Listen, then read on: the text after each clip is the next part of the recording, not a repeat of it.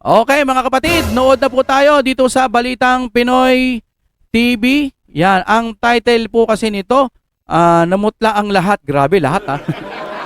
Grabe to, kakapasok lang, breaking news, Senador Estrada, bumwelta na, na-shock ang lahat. So ibig sabihin may matinding pasabog itong si Estrada. At iba pang mga balita, simulan na po natin ito. Ito, si Jinggoy Estrada, Senator Jinggoy, rumesback na rin kay Erwin Tulfo. Oh. Nagsagutan ang dalawa. Nagkasagutan. Narito ang Balitang Pinoy TV. Nagkasagutan na. Sige. Okay, at heto, pag-uusapan natin ngayon, una, itong si Erwin Tulfo.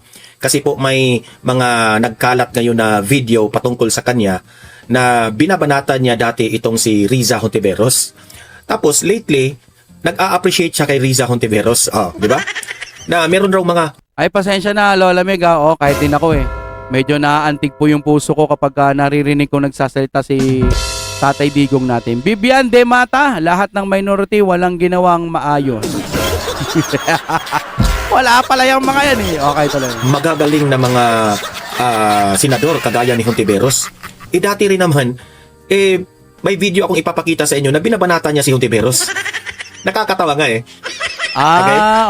Si Erwin Tulfo ang una nating pag-uusapan patungkol dyan sa sinabi niya na out of order raw itong ginawa ni Marcoleta. Pag-usapan din natin yan. At heto, Ibig sabihin si Erwin Tulfo, pagkatapos niyang banatan si Kiko, babanatan naman niya si Riza. Wala na, sira na Tulfo. sinabi pa niya na sa Senado ngayon, 16 raw ang hindi lawyer. O kasama na siya dyan. O naiinsulto raw yung 16 na lawyer. Baka ikaw baka Na real talk lang kayo, iyak na kayo ng iyak, anak ng teting tong mga hindi nag-lawyer. Okay lang, tanggapin nyo. Basta dapat naiintindihan nyo.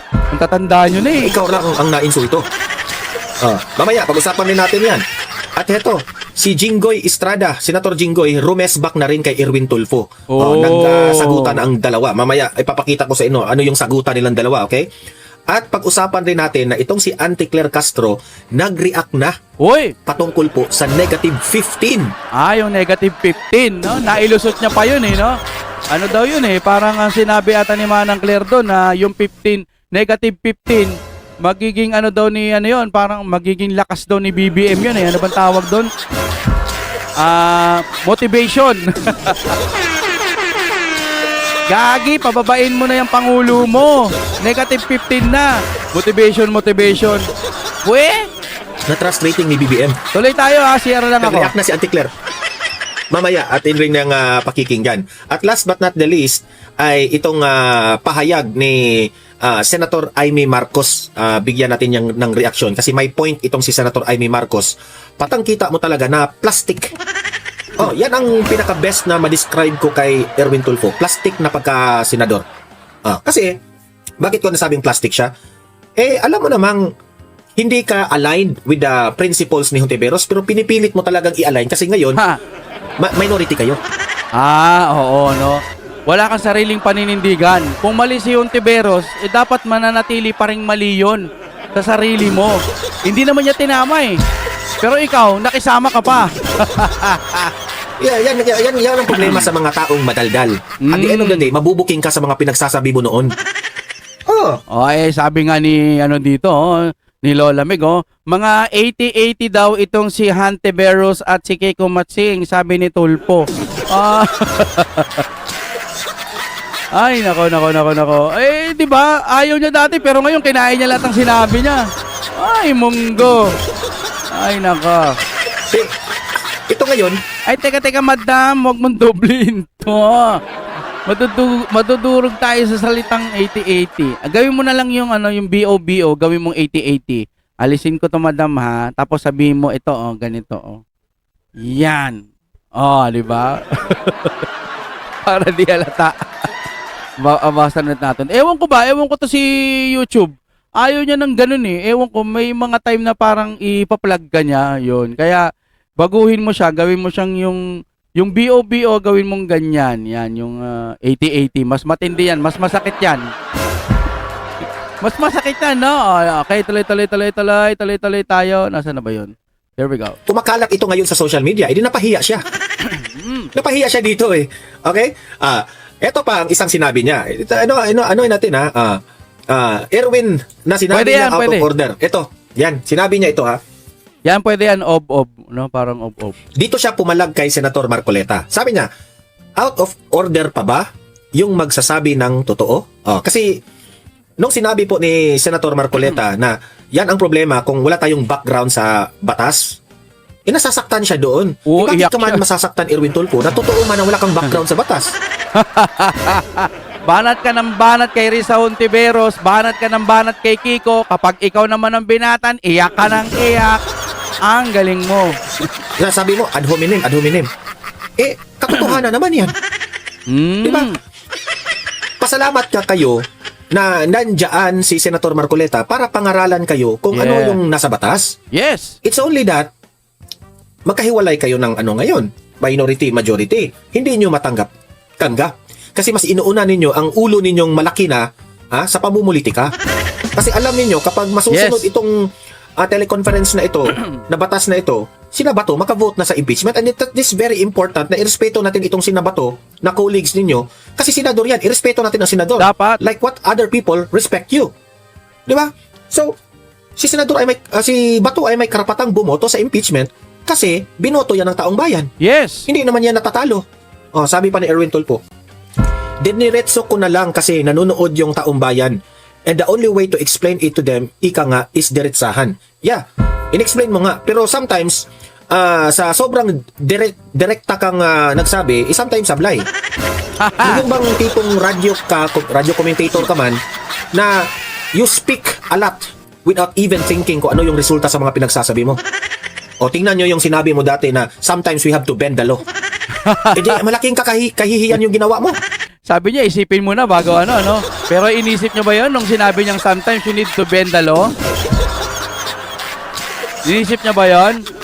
Pinagtawanan nga siya nung nandoon eh. Siguro later, pag yung natulog na siya sa kanyang katre, mali pala yung ginawa ko. Diba?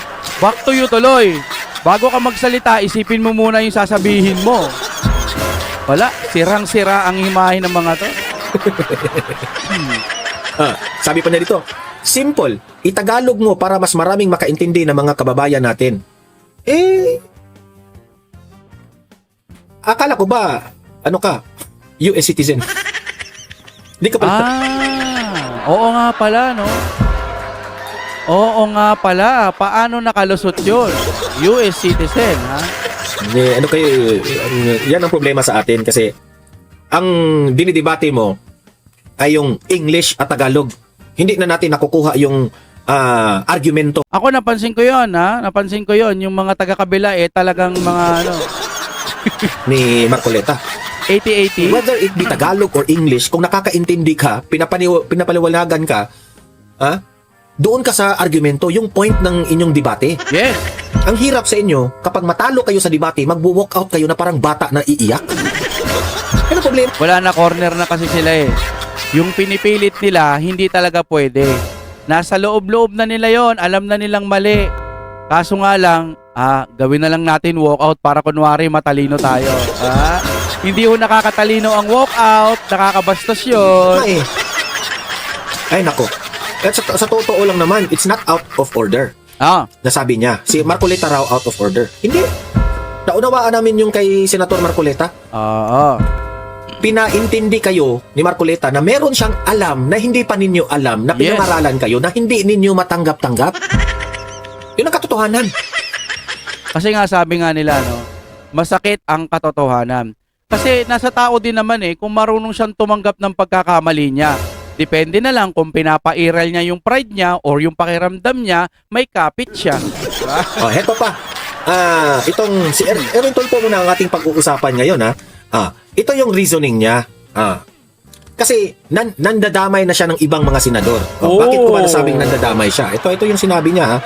Nandadamay na ng ibang senador. Hoy, sana yung isang Tulfo magsalita rin magsalita rin sana yung isang Tulfo. Do you think sina Camille at Mark Villar hindi tinamaan? Kasi hindi man lawyer si Mark Villar at si Camille. Parang dinamay niya si Camille at si Mark. Ano ngayon, nakikisimpatya ka, no? Yung senador na yan ha, yung senador na nagsabi niyan ha. Eh ano ngayon kung hindi sila hindi sila attorney? No? Naiintindihan kasi nila eh. Hindi porket ayun ang hirap sa inyo. Nanghihingi kayo ng simpatya sa kabilang sa majority ha. Para lang no, parang call out yan eh. Sa totoo lang hindi lang halata eh no. Ay.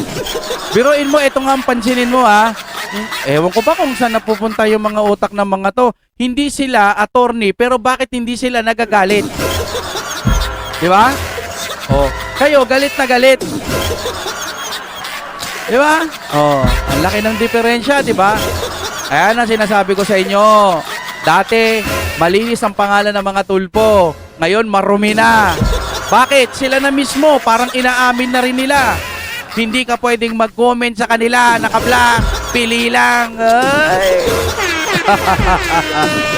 Diba? Pili lang kung mag-comment ka doon. Kasi tahimik lang itong dalawa eh.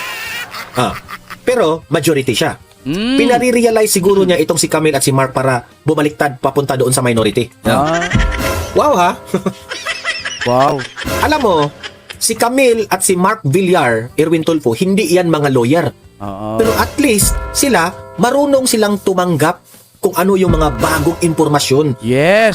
Na ini-inform po tayo ng mga lawyers dyan sa Senado. Kasi itong si Camille at si Mark Villar, hindi po ito mga matataas yung pride nila. Kung meron kang bagay na hindi mo nalalaman, tama. Be educated by the people who know. Ikaw, pinangaralan ka ni Marcolita, ad hominem. Idamay mo pa ngayon si Camille at si Mark? Pati nga yung nagpipintura sa labas ng building, dinamay niya eh. Ba't daw yun, hindi nag-o-online? Munggo talaga mag-isip ang puta. Ewan ko rito. Sina Bongo, Robin Padilla, hindi tinamaan? Kasi hindi raw lawyer si Robin, hindi raw lawyer si Bongo. Pero sila matalino, alam nilang umintindi. Yes. Ikaw, hindi ka pa lawyer, hindi ka pa marunong umintindi, wala na talaga, bobo ka talaga. Wasak na wasak mga kapatid. Senador mula sa majority bloc na maaari umanong makumbinsing lumipat sa minority matapos ang mga kontrobersyal na pangyayaring yumanig sa Senado nitong mga nakaraang araw. Ayon kay Tulfo, may ilang umanong senador na minorya na nadismaya at hindi makapaniwala aniya sa mga naganap sa loob ng kapulungan dahil upang makita ng minority bloc ang posibilidad na makausap sila sa mga susunod na araw. Manunuyo sila. Alam nyo mga kapatid, ito na lang ang pag-asa natin. Itong mga nasa Senado. Kasi talagang wala na, ginugurgur na eh. Yung ombudsman, biruin mo, ombudsman. Diba?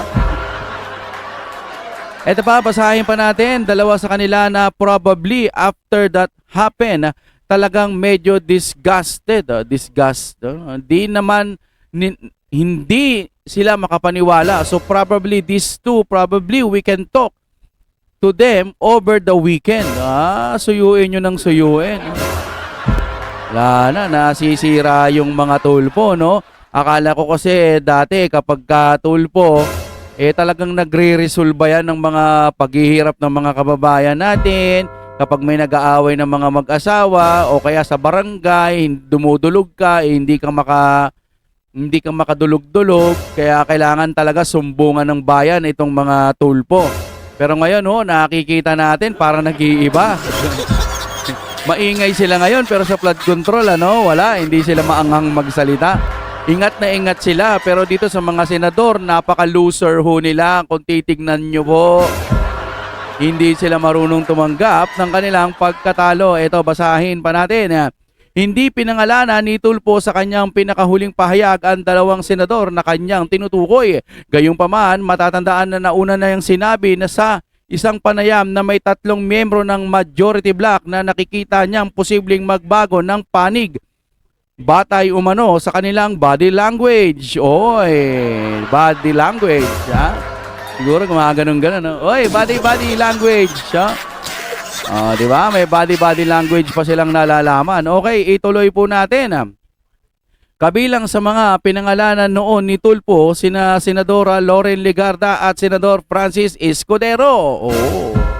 May body language, Ayon kay Tulfo, si Legarda at matagal nang malapit kina Senador Juan Migsubiri at Senador Sherwin Gatchalian, habang si Escudero naman ay may matibay na ugnayan kina Senador JB Ejercito, Gatchalian at Senador Rapi Tulfo. Ganito na lang, wala na silang pakialam sa mga mahirap. Ito na lang ang atupagin nila, wag na silang gumawa ng mga batas-batas o plano para sa Pilipinas para makapagbago. Okay? Lumabas ang mga pahayag sa gitna ng lumalalim na hidwaan sa Senado kaugnay ng panukalang amyendahan ang Senate rules upang payagan ng remote participation at online voting ng mga senador. Sa ngayon, wala pang kumpirmasyon kung sina Legarda, Escudero o iba pang senador ang tinutukoy ni Tulfo sa kanyang pinakahuling pahayag. May mga nag-comment dito, matik na pag may maleta. Biruin mo, mayayaman na kayo tapos bibigyan pa kayo ng maleta. Wow, dami nyong pera. Para pa rin kayong mga nagugutuman, ano? Grabe yung mga buaya, no? Pangkalahatan ng tutukuyin natin dito. Yung mga buaya kasi, yung mga tao ang tinutukoy natin dito, ha? Kasi yung mga hayop na buaya, yan, may kabusugan yan. Pero yung tao, kapag kabuaya ho yan, hindi ho yan nabubusog. Matik na pag may maleta, kausap mo ang may mga kaso sa majority tapos absuelto agad sa kaso. Tawag dyan, panggigipit. Never again Tulfo, brothers. Yan. Kamusta na kaya yung mga taga-kabila na may ayaw sa Tulfo? Siguro ngayon gusto na nila ang Tulfo, no? Okay, next po tayo mga kaibigan. Yan. Okay, sabi dito, John Vic inilahad na may problema sa tuhod si Jinggoy. May problema sa tuhod. Ano ngayon kung may problema sa tuhod? Diba? Naglalag ba tayo? Tignan natin, parang hindi naman siguro ako naglalag. Okay, tuloy po tayo mga kapatid. Naka-record naman to para mamaya pwede natin i-upload ng panibago ulit. Okay? Ayun, Lola Meg, naglalag po ba ako o paputol-putol? Salamat po sa mga gusto pang mag-like dyan, mag-like na po. Lola Meg, nako, isa ka po sa ating subscriber na talagang grabe sumuporta, no? Kumo-comment pa talaga. Pwede naman silent viewer pero kumo-comment, napakamaraming salamat po, no? Okay, tuloy na po tayo. Ano kaya yung problema sa tuhod? Pati ba naman problema sa tuhod, ibinabalita pa nila? Okay, tingnan nga natin. Kailangan ng knee replacement.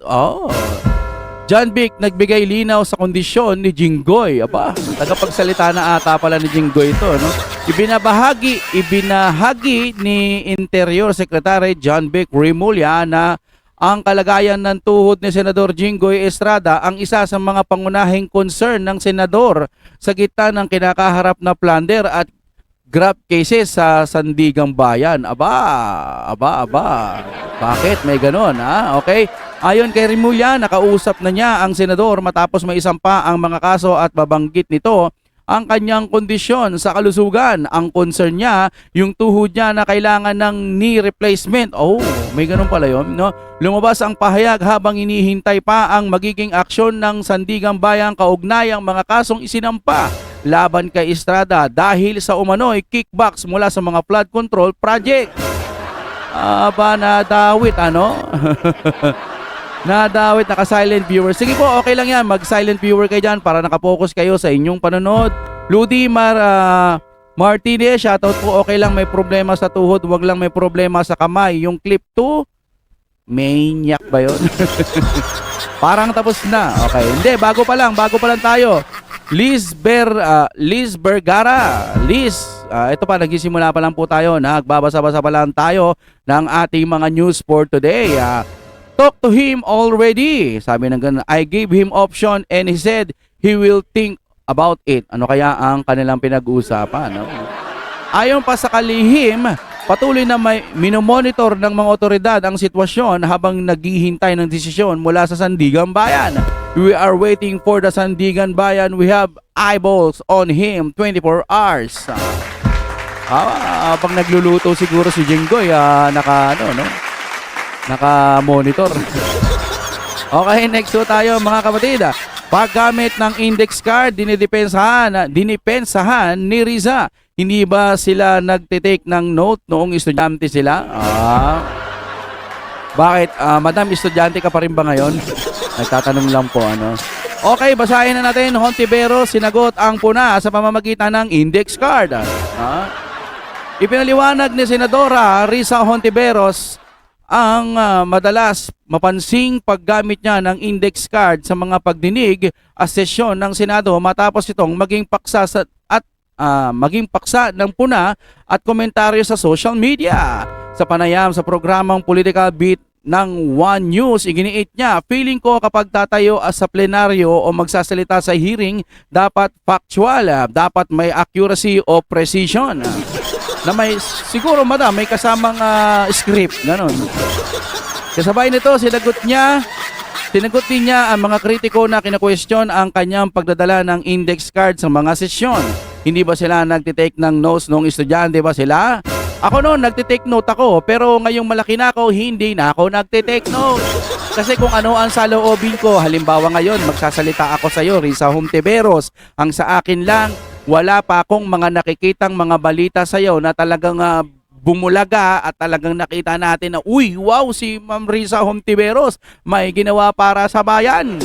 Yung tipong para kay Bongo, di ba? Si Bongo, kita nyo naman siya, hindi na eleksyon pero para pa rin siyang nangangampanya. Ibig kong sabihin, hindi niya pa rin nakakalimutan ang mga kapwa Pilipino, pinupuntahan niya pa rin yung mga lugar-lugar at nagbibigay siya ng mga ayuda na hindi ina-announce ng mga bias media.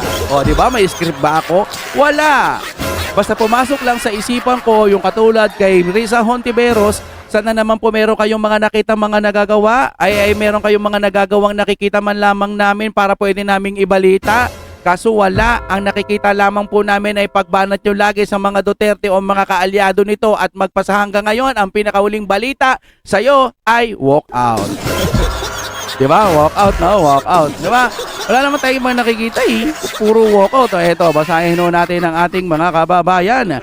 Sabi ni Ludi, okay lang. May problema sa tuhod Ito sabi naman ni Lola Meg, di baling may problema sa tuhod kesa naman may problema sa utak tulad ng amo nilang Sino yon? Wala akong presidenteng ganun. Ang presidente ko, mga Duterte. Okay, sabi naman ni Lola Meg ulit, Queen of Index Card, Yang Risa Hontiveros. Hindi ka na ho estudyante, Madam Risa. Dahil hindi ka na estudyante, hindi mo na kailangan magdala ng index card. Depende na lang kung may mga inonote ka, pero kung babasahin mo pa rin yan, kung eksaktong-eksakto, hindi naman na po maganda yun. Ang pinakamaganda siguro, habang nagbabasa ka, tinitake note mo lang yung mga bawat isa. Halimbawa, kahirapan, sasabihin mo, yung patungkol sa kahirapan, ipapaliwanag mo na lahat yun. Pero ang nakikita ho kasi namin, habang ikaw ay nagbabasa, halos lahat yung mga nandoon talagang binabasa mo na. Ganun po kasi yung style ng mga nakikita namin sa iyo, kaya parang natatawa yung ating mga kababayan. Di ba? Ayan mga kaibigan, nasasanay na po ako, kaya mag-like po kayo palike po kayo, palike. Napakalaking bagay ho sa atin yan. May 20 lang na manood sa atin, okay na no? Nahihilot na ho ang ating channel. Okay? Next na po tayo mga kapatid, Madam Risa, ang reaction ko lang dyan ay dapat po makasanayan nyo paminsan-minsan yung mga note lang. Pero kung babasahin nyo lahat yung nandiyan dyan, nga. Tsaka po, ang may papayo ko lang, kung halimbawang gagamit naman po kayo ng ChatGPT, ang pinakamaganda at pinaka-the best dyan, yung mag-premium kayo. Yung pang 1 taon, 2 taon, ganun. O kaya magamit kayo ng Grok, yung mga AI talaga ng mga malulupitan, no? Okay, next na ho tayo. Eto na, okay. Pagharang sa remote participation, pagbabaliwala umano sa boto ng milyong-milyong Pilipino. Dito basahin na natin dito sa kay Madam Amy Marcos. Naalala ko lang kasi pinayagan daw si Trillanes na mag-online dati. Pero bakit ngayon, itong si Bato parang ayaw nilang payagan, no? Okay. Sabi ni Madam Amy Marcos, ang balita ngayon ulit, ito na, pagharang sa remote participation, pagbaliwala sa boto ng milyong-milyong Pilipino. Iginiit ni Senadora Amy Marcos na ang pagtutol sa panukalang payagan ang remote participation ng mga senador sa mga sesyon ay maaaring mauwi sa tinatawag niyang disenfranchisement. Kaya mo bang basahin to, Madam Lola Meg? Ano ba to?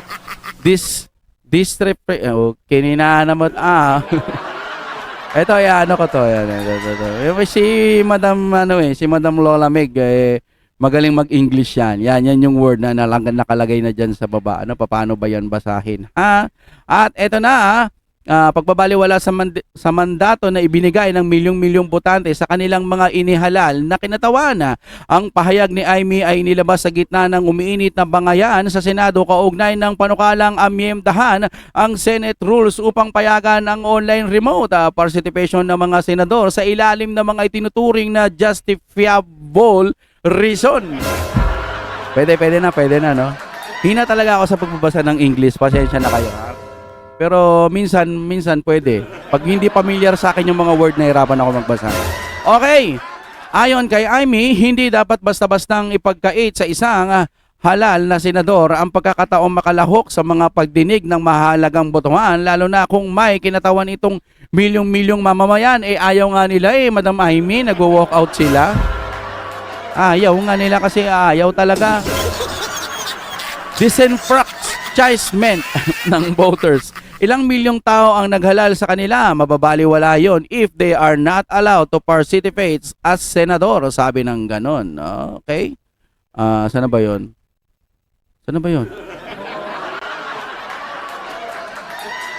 At sa Senado pala, sorry. Binalik din ni Marcos ang naging posisyon noon ng ilang senador sa usapin ng dating Senadora Laila de Lima na nakulong habang nananatiling halal na opisyal. The minority vote for the same para kay de Lima. Kahit hindi pandemic ngayon, the senators are performing a very important duty of being impeachment judge. Tayo naman pala di ba? Ang usapin ng remote participation ay naging sentro ng hidwaan sa pagitan ng majority at minority bloc sa Senado nitong mga nakaraang araw. Mariing tinutulan ng minority ang pagmamadali umano sa pag-amyenda ng patakaran ng Senado, habang iginiit naman ng mga sumusuporta rito na mahalagang matiyak ang mga halal na senador ay makalahok pa rin sa mga deliberasyon at botohan kahit may mga sitwasyong umahad lang sa kanilang pisikal na pagdalo. Dapat lang talaga na kahit papano maka-attend sa mga ganon, kasi nga may humuhuli nga sa kanya. Kaya ayaw naman nila na pa-onlinein si Bato kasi nga mananalo tong mga majority. Ganon lang naman yon, no? Hindi kasi pumapanig sa kanila kaya ayaw nila, nag-walkout sila, nang babastos na lang sila. Okay, basahin muna natin ha. Partikular na naging kontrobersyal ang panukala dahil sa mga pangamba ng ilang senador na maaari itong maging magamit upang payagan ang mga mambabatas na nahaharap sa mga legal na usapin at posibleng pag-aresto ng mga makaboto pa rin sa mga mahalagang desisyon ng Senado. Tama naman, di ba? Sa panig ni Amy Marcos, ang mas malaking usapin umano ay ang karapatan ng mga botanteng naghalal sa kanila ng mga senador. Kanilang mga senador. Para sa kanya, kapag tuluyang hindi pinayagang makalahok ang isang halal na senador sa mga gawain ng Senado, hindi lamang ang senador ang naaapektuhan kundi maging ang milyon-milyong Pilipino na nagbigay rito ng mandato sa pamamagitan ng kanilang boto. Napakalinaw po ng paliwanag na to. Kung ikaw hindi mo pa rin maintindihan, ikaw ay syungakski. Napakaliit nito para madaling unawain. Kung ikaw hindi mo pa rin naiintindihan, may problema na po sa inyong pag-unawa. 'Di ba, no? Ganun naman 'yun mga kaibigan no? Disenfranchisement meaning ay kawalan ng karapatan. Wow. Salamat talaga kay Lola Meg natin, no? Pagkawalan ng karapatan. Yung pala. Nata-translate Pwede i-translate. Meron sa akin dito translate Okay, nice one man, Lola Meg nating mahal. Ang galing Pwede pala yun, no? Meron tayong translator dito, si Madam. Okay, next. Naho tayo dito, no? Ngayon, kung ayaw nila na paatinin si Senator Bato, isa lang ang ibig sabihin niya, natatakot sila na pumabor lahat kay BP Sara. Yan ang nakikita ko. Hindi ho nasisira ang dignidad ng Senado. Kaya lang ho nagkakaganon kasi nga po sinasabi ng mga minority. Pero wala pong nasisira, ang nakakagulo lang yung mga taga-kabila. Maayos ang majority natin. May isip, may pag-unawa yung mga taga-kabila, ewan ko sa kanila. Pinipilit nila ibendalo. Palibasan, nandoon yung mga bendalo, wala tayong magagawa. Ano? Okay, next na po tayo dito.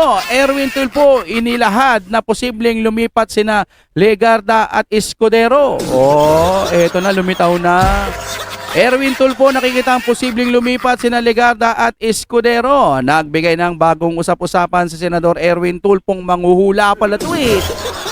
Ayos ka ha?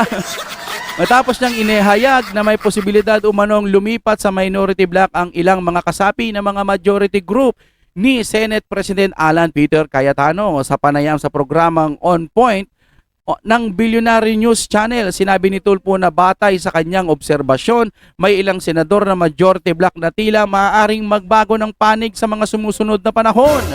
Sa body language nila, wow, huwag kinina ng body language yan ha. Parang may posibilidad na lumipat sila sa minority. Nanguhula na naman. Partikular na binanggit ni Tulfo sina Senadora Loren Legarda at Senador Francis Escudero bilang ilan sa mga nakikita niyang maaaring lumipat sa Manorya. Ayon kay Tulfo, malapit si Legarda sa kina Senador Subiri. Magkaka-close kumbaga, ano? Ayun na po ba ang basihan ngayon, sir? Wow, napakabendalo mo naman. Halimbawa, nakikita mo yung mga kaibigan mo o yung mga ka-close mo na mali na yung kanilang mga ginagawa. Ang gusto mo ba ba'y kampihan pa sila? Wow, yung pala ang basihan mo, mamen. Hindi ho ganun. Wala ko. Para sa akin lang po, no? Parang wala na ho kayo sa tamang pag-iisip. Ang sa akin po, dapat tignan nyo kung sino yung tama o kung sinong mali. Hindi yung porket magkakaibigan kayo, gusto nyo magkampi-kampi na kayo. Ako nga, may mga kaibigan ako, kapag sinasabi nilang mali yung mga ginagawa ko, talagang sinasabihan nila na mali yung ginagawa ko. At ina-absorb ko yon para itama. Sa mga katulad ninyo na kapag kamali na nga kayo, nagsama-sama na nga kayo, nag-walk out pa kayo.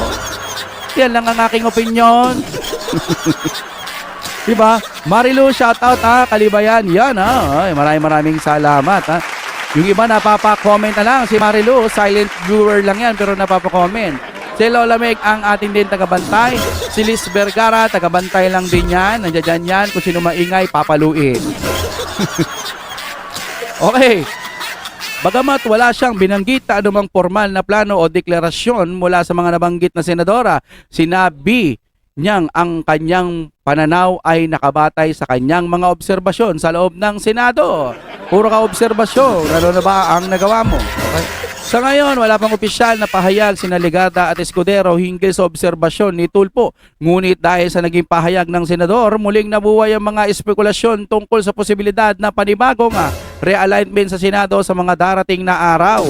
Hindi na ho sila magkanda-ugaga na gusto nilang palitan ang liderato o tinatawag na majority. Bakit nagkakaganon? Bakit puro na lang ganun ang kanilang mga inaatupag? Mga sir, mga ma'am, ang pinakaatupagin po ninyong makagawa kayo ng mga magagandang batas para po naman yung mga kababayan ho natin. Ito maisisingit ko lang po, shout out sa mga 74 na nanonood sa atin. Napakahalaga po ng aking sasabihin. Kanina po nung nag-iigib ako ng tubig, maipasok ko lang may isang nagbibisikleta, naghahanap po siya ng trabaho. Sabi niya, baka may trabaho dyan sa iniigiban ko nga. Sabi ko, sige po, tignan nyo po doon sa kabilang gate. Baka po meron pa doon, tanungin nyo na lang po. Sabi ko ng gano'n. Ngayon, nung pagkatapos na ako mag-igib, pinunta, kasi parang bao-bao sa Bisaya. O baka tok-tok sa English. Tok-tok ba yun? Basta yun sa Tagalog. Parang tricycle na yun. No? Nag-igib ako ng tubig. Tapos nakita ko siya doon, nagtatanong siya kung anong pwedeng mapasukan na trabaho. Ngayon, bakit ko sinasabi to? Mga kaibigan, sa dami-dami ng tao sa mundo, sa Pilipinas, nakaengkwentro ako ng ganon. So, ibig sabihin ba nito, marami na pong mga Pilipinong mga walang trabaho ngayon? O, i-search natin para magkaalaman. Ayan, ipapakita ko sa inyo ang ating screen, di ba? O, i-search natin. Marami bang walang trabaho dito? Yan. Dito sa Pinas ngayon, mas marami na bang walang trabaho or mas marami dati. Ayan na. Tapos i-AI mode ko kasi napakatalino to kaysa doon sa Google lang. AI mode, pak. Okay? Ayan, babasahin natin. Malay mo naman, mali ako, no? Mas marami ang walang trabaho ngayon. Ayan na, nasa harapan nyo na, ha? Mas marami ang walang trabaho ngayon kumpara noong nakaraang taon 2025. Ibig sabihin, pasok pa rin kay Marcos, ano? Ngunit mas mababa ito kumpara sa mga nadagdaang taon gaya ng panahong pandemya. Mas mababa. Parang sinasabi, mas dati maraming trabaho. Ganun ba yun? Ayon sa pinakahuling Labor Force Survey, Philippine Statistic Authority, PSA, para sa Marso 2026, ang unemployed rate sa bansa ay nasa 5% at katumbas ng 2.58 milyong Pilipino nang walang trabaho. O, di ba? Ang sakit nun. Isipin nyo na lang. Siguro yung isa doon nakapapasok sa akin, nakainkwentro ko, no? Ako naman, gusto ko naman din makatulong sana, wala rin naman ho tayo. Tingnan nyo nga yung mga views ko, Kung ang mga views ko pumapalo ng mga 500,000, aba, why not, di ba? Hindi ko kasi tayo maabot ng mga ganun, Kung umaabot lang, ba't tutulungan ko po talaga yun, isa rin po tayo sa maraming utang, basahin mo natin, ha? Kasalukuyang sitwasyon kumpara noong nakaraang taon, mas marami ngayon. Mas mataas ang 5% employment rate ngayon kumpara sa 3.9%. 1.93 milyong Pilipino noong Marso 2025. Ibig sabihin, nagkaroon ng dagdag na walang trabaho kumpara sa parehong buwan noong nakaraang taon. Kaya kayo mga kapatid, sa mga nabibigyan ng ayuda, kaibigan ninyo yung mga kapwa barangay ninyo. Makipagkaibigan kayo dyan, malay nyo, di ba? Malas-malasing ka kung may kagalit ka dun sa tagalista, sa barangay, hindi ka malilista. Kaya makipagkaibigan kayo, ha? Kumpara noon, basahin na. Ang issue, unemployment, bukod sa mga walang trabaho, isa pang binabantayan ay ang underemployment rate na nasa 12.3%.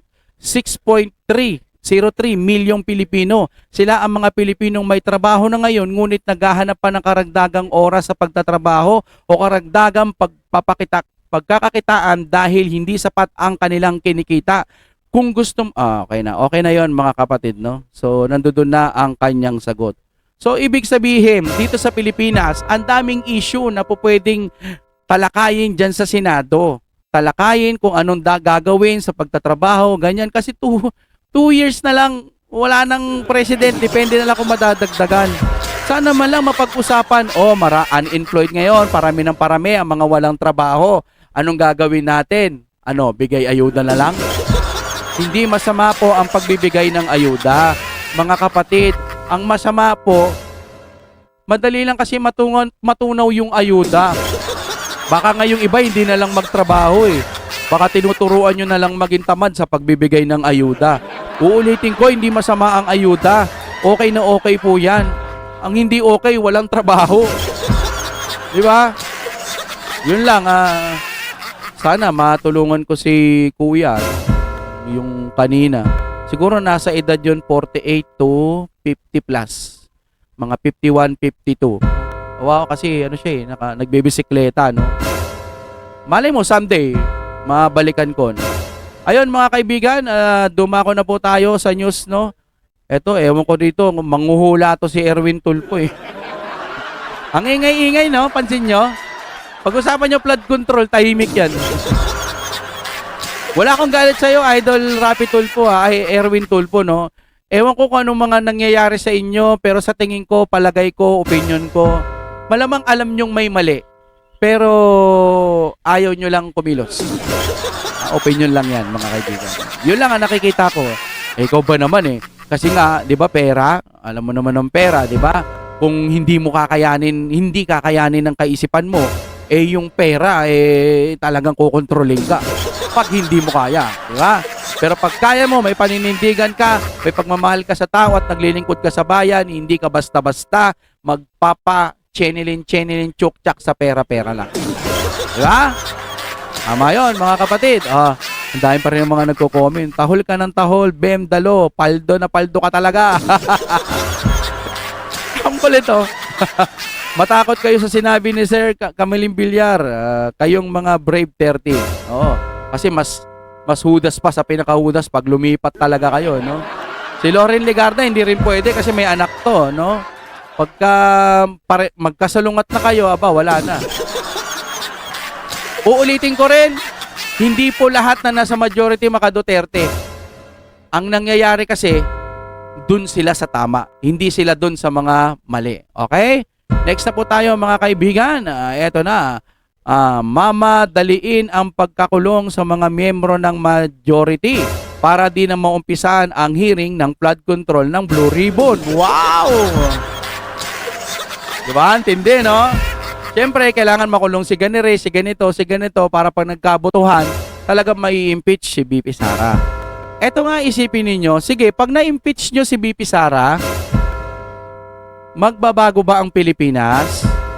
Sa tingin nyo, mawawala ang korupsyon? Wala na silang pakialam doon. Ang totoo, ito opinion ko lang, vision ko lang ito. Sa tingin ko, kaya minamadali.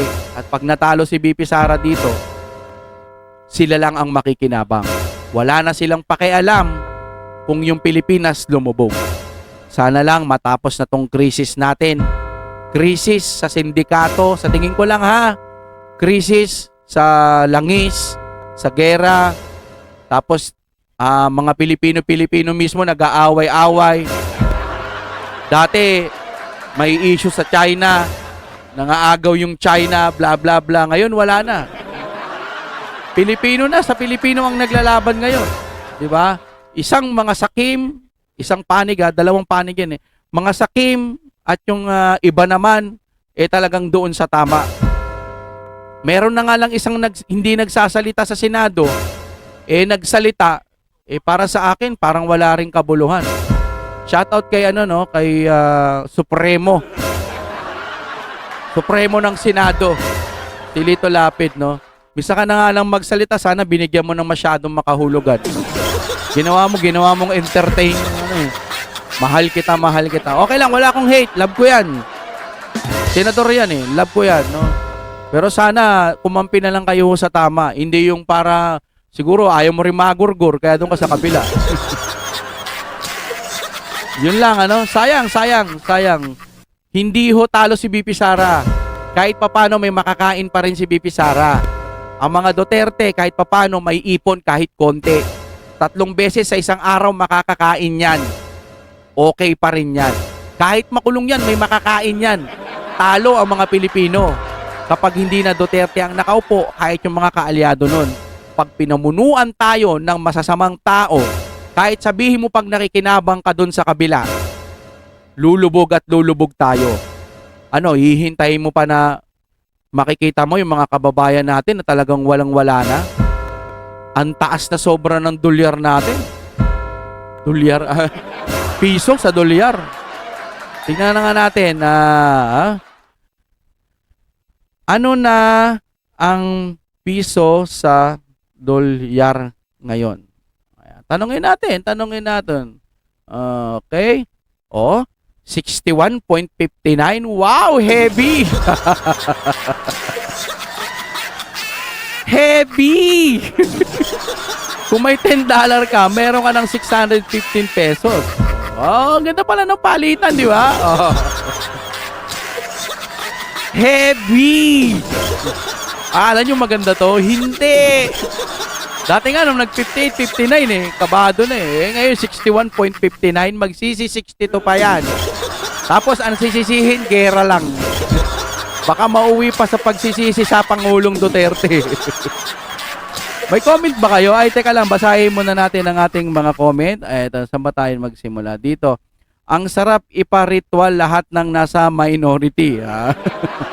Ewan ko nga kung bakit nananatili yang si Hontiveros at Kiko Matsing na makisama dyan kay Erich Tulfo matapos nitong pagmumurahin ang kanyang, ewan ko dyan. Wala, mga basta mga duwag. Para sa akin yung mga nag-walkout, mga duwag. No?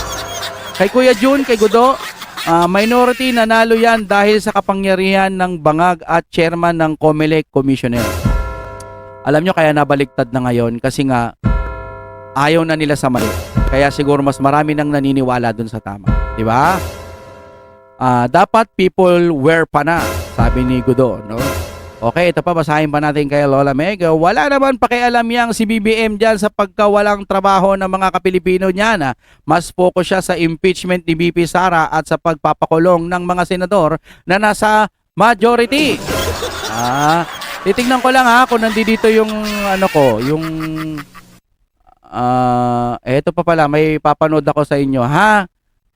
Kailangan lahat mapanood nyo. Hindi pwedeng hindi nyo mapanood. O, i-play na ho natin na. Makinig ka, sir, ha? Next time ho, bago ho kayo magsalita, isipin muna mabuti. Uy, Hindi porket abogado ka, akala mo ikaw ay doktor na ng abogado, ikaw na ang pinakamagaling na abogado. Uy. Memorize mo na ang batas, ha? Mukhang nakalimutan mo ang iyong pag-aaral, ha?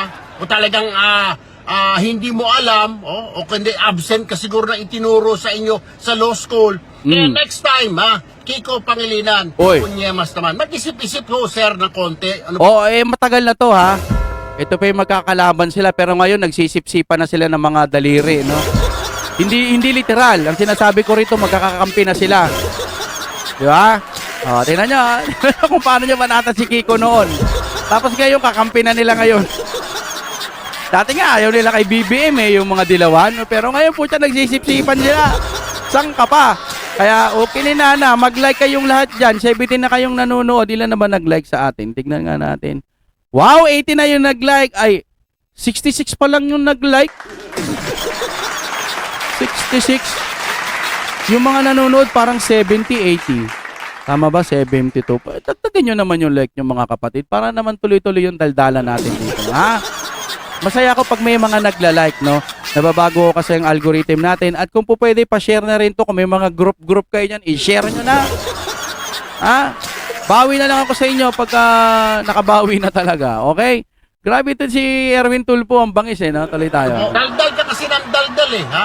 Putang ina, puro ka. Sat-sat ka ng sat-sat. Tumigil ka na. Mabuti, wala ako doon kahapon. Kundi pinagsasampal ko yung bunganga mo Oo, tapang. Mabuti na lang. Mabuti na lang. Kundi pagsasampalin kayo dyan Diba? Erwin Tulpo, malakas. Diba? Ano kayang masasabi ni Kiko niyan dati, no? Kita nyo naman, Bendalo versus Kikolo. Piccolo po ta Bendalo. Erwin Tulpo to Kiko Pangilinan, Anyway, sir, ha? Next time din, dahil sa salita ka ng salita, hindi ka nag-iisip, yung ginawa mo pa ng batas, yung Juvenile Justice System Law, yung para sa yung mga minor de edad, hindi kakasuhan, ayaw ho ng mga pulis noon, ayaw rin ni Pangulong Duterte, bakit ka mo? O tignan mo ngayon, ha? Ang dami mga bata kung hindi hold-upper. Uy, mukhang panig pa siya sa Duterte nito, Baka wala pang maleta to, Di, nabigyan ba ng maleta? Wala. Ewan. Pero po siya, maka-Duterte pa ata siya dito, Maka-Duterte pa si Idol dito. Idol, wala akong sama ng loob sa'yo. Pinanonood ko lang yung yung nakaraan mong napaka-loyal mo rito, Rapist. Kung hindi rapist, tulak ng droga. Kung hindi tulak ng droga, mga snatcher. Hindi makasukasuhan. Bakit? Dahil yung putang inang batas mo na inutil, yung Juvenile Justice System Law mo, ay hindi gumagana. At yan ay pro-kriminal. Lintik ka. Useless yung batas mo. Hindi mo pinag-isipan, sir. Next time, pag-isipan mo, sir. Pag ikaw nasa Senado, ikaw gumagawa ng batas. Think! Di ba? Yan ang pinapasweldo namin kayo para mag-isip, hindi para mag-ngak-ngak at magdaldal. Mag-isip muna bago magdaldal. Daldalo kayo ng daldal, hindi ko kayo nag-iisip. Senador Kiko, makinig ka, sir, ha? Panis, si Kiko Pangilinan. Na-real talk si Kiko Pangilinan. Pero ngayon magkakakampi na sila. Sabay-sabay silang nag-walk out. Panis.